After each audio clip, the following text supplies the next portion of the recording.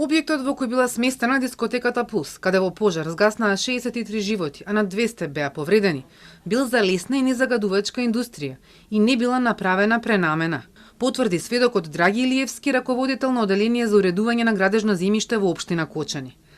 Тој кажа дека на барање на Дејан Јованов и фирмата Класик ДМ уште во октомври 2012 година, општината првично им одговорила дека паркиралиштето е за лесна и незагадувачка индустрија и може да го користат и тие. Тогашниот градоначалник Радко Димитровски потоа слушнал дека таму треба да има ноќен клуб, па го поништиле решението. Во меѓувреме реагирале и кај другите институции.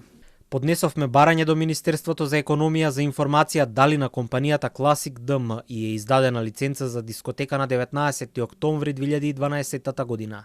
По поднесувањето на барањето почекавме одреден период за одговор, но не добивме.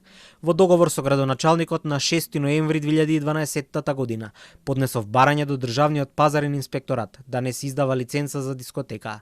Причините се дека овие паркинг места се наменети за лесна индустрија и се предвидени за тешки и лесни товарни возила, а капацитетот не е доволен.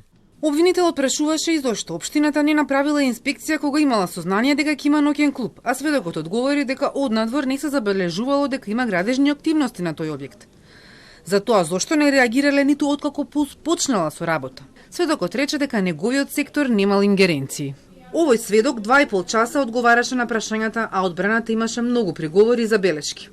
Адвокатите дадоа согласност да се повлечат 613 сведоци колку што планираше обвинителството. За останатите сметаат дека сведочеле и во корист на дел од обвинетите. Обвинителот Дарко Јакимовски предложи да не се одолговлекува судењето и да се прочитаат нивните искази дадени во обвинителство.